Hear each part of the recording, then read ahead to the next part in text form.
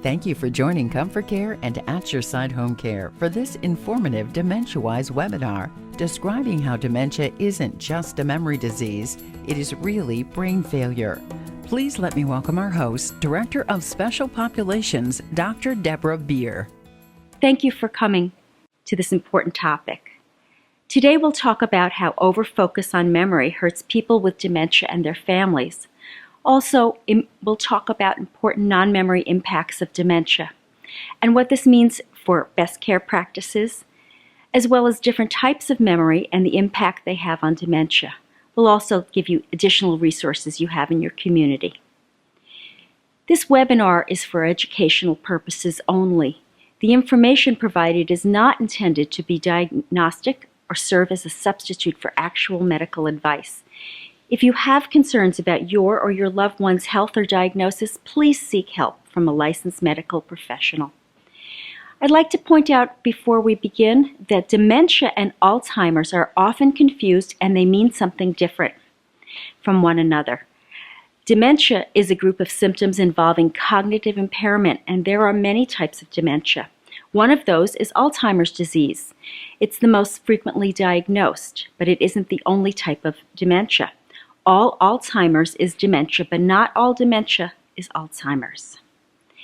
Let's look at how over-focus on memory hurts people with dementia and their families. Dementia is really far more than memory loss, but the way we hear about memory diseases and memory clinics and memory units, you think that was really what dementia was about. This confusion masks the fact that memory loss is just one aspect of dementia. It also masks the fact that not all types of memory are affected equally by dementia. Some types of memory aren't affected at all. So why does this matter? Well, we can only understand people with dementia as well as we understand the disease and the individual person. Understanding dementia accurately means that we understand all of their disabilities and how to provide best help. We understand their still intact abilities and how to engage them. We understand their daily and future care needs, and we understand the types of safety hazards that require protection. Let's take a look at this picture of two halves of two different brains, one with Alzheimer's and one with the other. The one on the left is an elderly person who died without dementia or Alzheimer's. The one on the right is a brain of someone who died of advanced Alzheimer's disease, and you can see how different they are. They're around the same age, but one with their Alzheimer's disease has a very different brain. It's smaller, there are holes in it, it's shrunken, and in fact, the brain with advanced Alzheimer's weighs about a pound, and the person with the brain without the Alzheimer's, their brain is about 3 pounds. It's really amazing to think how well people with Alzheimer's disease can function, considering they lose up to 2/3 of their brain. You can tell from the widespread damage to the brain from Alzheimer's disease that it's impacting many areas. Also, in some types of dementia, such as frontotemporal, Lewy body, and alcohol-related dementia, memory is not the main thing that's impacted. It's more movement or behavior or language. Vascular dementia impacts many different areas of the brain in patterns that are very individual. So memory is not necessarily the center of many of these types of dementia. Let's look at some important non-memory impacts of dementia. I like to look at 14 abilities that generally are impacted by dementia, by different forms of dementia. You'll see some here that are kind of a surprise to you. For example, continence, urinary and bowel continence, emotional control, swallowing. Some of these are certainly not memory related. Let's look at a few closely. We're going to look at 5 areas because each of these areas are very important, but keep in mind that not all dementias have these disabilities equally. They'll vary, and they'll also vary across individuals because people are different. The first one we're going to look at is gait and balance. Every person with dementia is a fall risk because of their gait and balance problems. And these fall risks increase as the disease progresses because their motor control becomes worse and worse. They become increasingly unsteady on their feet, and when they fall, they can get really surprisingly hurt because they don't know how to break their fall any longer or how to save themselves. If we trip, we might grab onto something to keep ourselves from falling, or we guard our face or turn away our face. People with dementia don't know how to do that, and when they fall, they can fall from a very small distance and get quite hurt as a result. The change in speed of gait, how quickly someone walks, is actually a very early noticeable change that can be indicating dementia, which doesn't have anything to do with memory loss. People who start to walk very slowly, can't speed up, is not their normal gait, but they don't know why. They don't have arthritis or some other problem. They just walk slowly. That can be an early sign of dementia. And therefore, because of the gait and balance problems, people with dementia need help with transfers, with ambulation. They need support walking at all stages. Immune function is the second area we'll look at, and that's the body's ability to fight infection, and it declines with dementia as it becomes more advanced. Part of this has to do with the brain's inability to mobilize immune forces, and other parts of it have to do with the low mobility that people with dementia have. Anyone who has low mobility has depressed immune function, and we should consider people with late-stage dementia as immunodeficient. The next area is swallowing, and this is really important. It has to do with muscular coordination that has to be done just right in order to swallow safely, and it has to be coordinated with breathing. We know that if we're talking and eating or drinking, we can choke on our food. Well, people with dementia, even without talking, often aspirate or breathe in their food or drink. And this becomes more risky as the dementia advances. Their brain is just not able to instruct their body how to coordinate drinking, eating, and breathing. So when they aspirate, they may not cough. They may cough just a little, kind of a gargling noise, or they may not make any of these noises. That's as much as their body can muster for a cough. So we often see this beginning with the most dense food like meat, but we will see this with any kind of food as dementia develops even further. And often this results in aspiration pneumonia, and it's a common cause of death with advanced dementia. The next area we'll look at is the ability to follow directions. And directions include both spoken and written directions. And we know that they have problems with language, both spoken and written. And actually, it's more than language that intersects here to make direction following so difficult. It's their inability to remember being told a direction. And they can't remember how to sequence tasks, so when they forget a direction, they can't figure it out for themselves. They can't remember what's the first task, what's the next task, and what's the task after to complete a project. So they can't figure their way out of what they can't remember, whereas you or I may. Emotional control is the last of the 5 areas we'll look at, and I think this is very important to understand. People with dementia have all of their emotions intact usually, and however they lose their control of their emotions, and this is for 2 reasons. One is that they become disinhibited, and that disinhibition means that they're doing things and saying things that they never would do or say before, so they don't have control over their impulses. The second reason is that it's really hard to have dementia, and there's a lot of emotional upset and a lot of emotional overwhelm. And we know that when we're really flooded with emotions, it's very hard to control them, and that's just normal human behavior.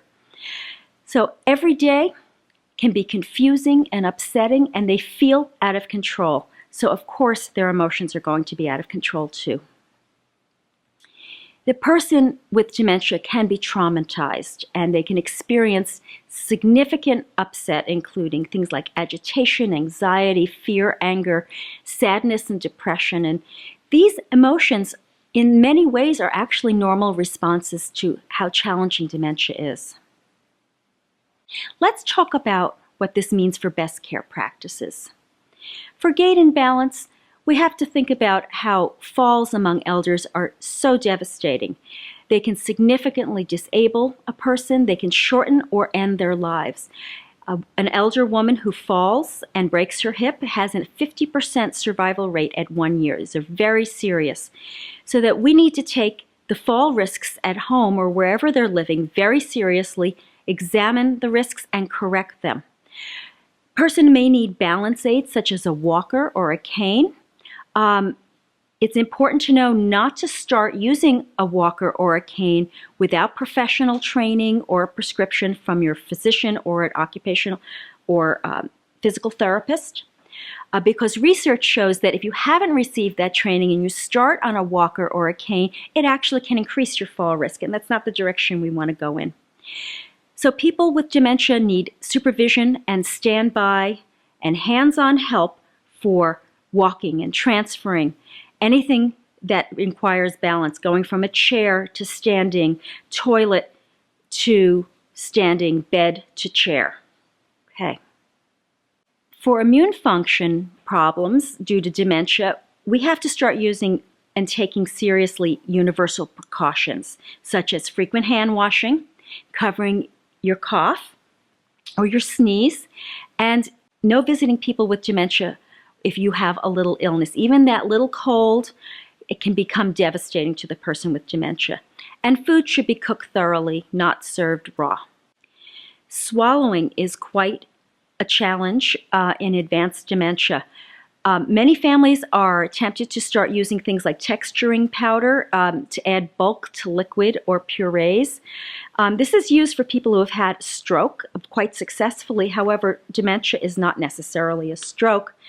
And texturing and pureeing food, it turns out they don't help. They don't reduce choking or aspiration risks.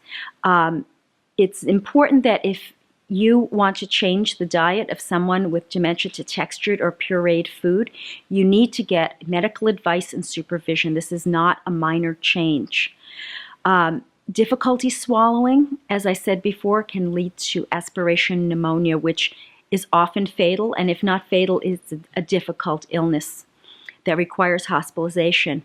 Where there is advanced dementia, that difficulty eating and drinking indicates that may be the time to make a decision that it's time to stop feeding and giving fluids to your loved one. And this is a time at which I would hope you'd be in hospice care, and that hospice can help guide you through these important decisions. For the inability to follow directions, we need to break down tasks into very small subtasks and only give one small direction at a time for best success. When we tell someone, go get your hat and coat, that's actually 2 directions, and we need to keep it to get your hat. And when they get their hat, get your coat, because they can't remember both, and they may not remember either if we give them too much.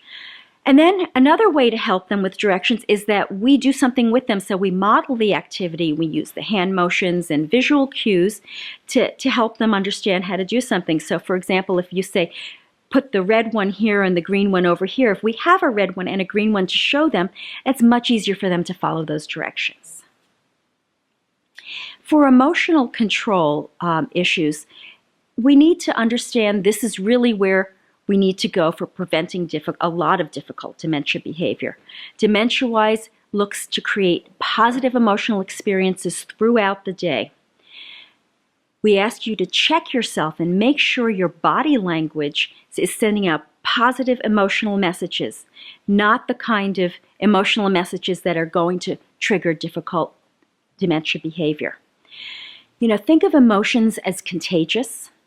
You only want to bring the emotions into the room with the person with dementia that you want to see them reflect back to you, and they often come back to you magnified. If you go in grumpy and in a hurry, it's going to set them off, and they're going to be even more grumpy and impatient with you. We model the emotions we want to see. It's going to be so worth it. Even if you have to fake those emotions, it's going to make things go much easier. So we make that warm connection after we check ourselves. We make a warm connection with the person before every care task and every interaction. And we just spend a few minutes with them telling stories and singing songs or chatting, telling jokes even though they may not make sense to anybody. It's the shared experience that's important. Maybe looking at pictures that are important to this person or talking about their favorite topics, their favorite stories that you've heard 100 times. And just taking those few minutes to connect is really going to actually save you time. You may think that you don't have the time to add that to your list, but it's going to actually make your care tasks go much better, and you're both going to be much happier. Let's look at the different types of memory and how they are impacted by dementia. Not all memory is the same, and some of it is not impacted by dementia at all or heavily. Short-term memory, however, is the one that we hear most often about Alzheimer's disease. And that starts fairly early on and progresses until it's very profound loss. And that has to do with memories from most recent events. And it progresses backwards in time so that what happened a few minutes ago or 20 minutes ago or this morning may be lost, where you might remember something that happened a few years ago. And then as dementia progresses, it might be that you only have your very long-term memories. Other types of memory can be really stable, such as that long-term memory around ages 5 to 20 that's just approximate. Those can be intact for a very long time. In fact, those are the stories that you hear over and over again that they tell with great relish and detail. Procedural memory is intact for a long time, and that includes understanding of music, rhythm, lyrics, and dance steps.